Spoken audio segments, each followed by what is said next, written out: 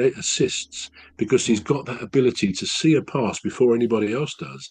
And he's mm, so accurate. The weighting of his chip or his pass is mm, out of this world, really, the weighting of the ball. mm, So, yeah, he would adapt there. Any team will be benefited by Adam Morton's touch and his skill. mm. So, yeah, I think he'd be a good fit at Manchester United, but frankly, anywhere.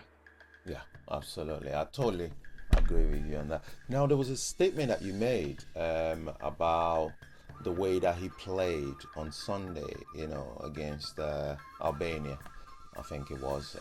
Now, just before I go into that, I was just going to say, Robbie Fowler, just to finish off on Florian Wells, Robbie Fowler has branded. Uh, oh no, it's not. It's Sesko actually. He's branded Benjamin Sesko. He said it looks like an academy player, which which is a bit cruel to me. But Yeah. obviously my have is now. Yeah. So now going back to that what you said about Adam, our wonder kid, Adam Wharton. Now, I noticed that what you noticed about Adam Wharton, I noticed that about great players like Declan Rice, and this was on Sunday, just on Hmm. Sunday. Interesting. Yeah. The game against Serbia, good. I noticed that against Declan Rice. I noticed that against Eze, of all players. We Hmm. love them. No criticism, just an observation. And I also noticed that about Bellingham, Jude Bellingham. Now, I don't know because you said something like, "Oh, you don't know if we don't know if it's the style of plays, where he's told to mark a certain player and he stays with that player." Hmm. Now, I don't know if that is, I don't know what it is, but there was something off about the style of play on Sunday, and that must have That's affected it. interesting. Yeah, it must have affected it. Yeah, because Yeah. I was looking at Declan Rice, and I'm thinking, you're not playing like Declan Rice. His passes, it Hmm. wasn't. It's like he's been told, if somebody makes a run up front, I want you to pass it to a specific player. It wasn't like, oh Hmm. yeah, if anybody makes a run upfield, just pass it to that person. And that's what Declan Rice is good at doing. So he must be given a different instruction. And then Eze came on, and it was just the way that he was playing. I'm thinking, because when he was coming up, I'm like, great, Eze's coming up, yeah, Hmm. gonna see a change.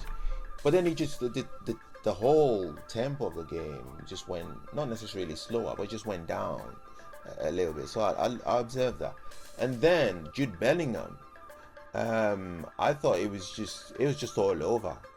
I didn't know what he was doing. I just thought, well, what's this guy? I didn't recognize him as the Jude Bellingham Hmm. that we know. So there must have been something, like you rightly said about Adam Wharton. There must have been something about the team on Sunday. Maybe he just thought, well, I'll just see how this works. There's nothing at stake. There's always that thing at the back of the managers. Hmm. If there's nothing at stake, I'm gonna try something new. This is, you're not losing anything. But in the end, we did maintain a clean sheet, and everything was great. But yeah, yeah, there was something off about the style of play, Yeah. and from big players, people that usually would normally have a great impact on the game, seem to me to be a little bit not giving off their best, a little bit Yeah. sluggish. Yeah, so that's I just think what that's interesting that you say. Interesting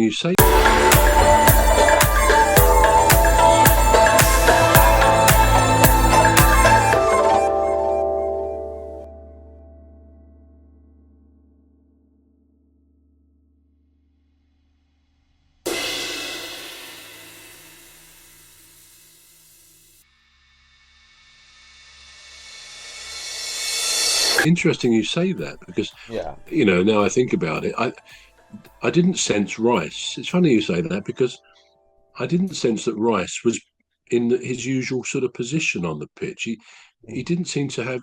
Now you say it, I suppose my focus was on seeing Walton seemed a bit out of touch with things, Mm. out of sorts. But yeah, Rice seemed different, and I thought Bellingham was okay. He was running around, but what was significant about Bellingham, I think Tuchel gave him a bit of a talking to afterwards, didn't he? Now Bellingham was on a yellow. Now that is always he's on a card, always significant because if you saw last week, Ronaldo, I believe it is, will miss the first Portugal World Cup match because he got too many yellows. And I don't know, whatever games they've got now between now and the World Cup, they won't do away with the fact that he will miss the first game.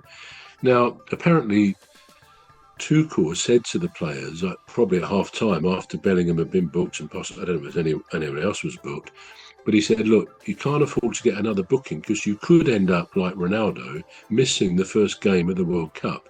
So I think that in itself shows there's not many games now left before the World Cup. Certainly no qualifying games, I don't believe.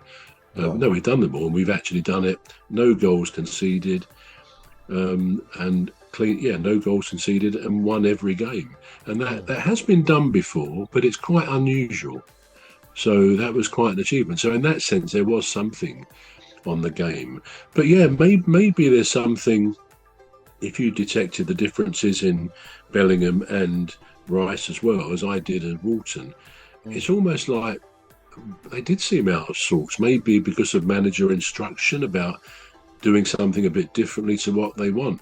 What was interesting on the yellow card thing as well, and I think it was quite late on that Tuchel substituted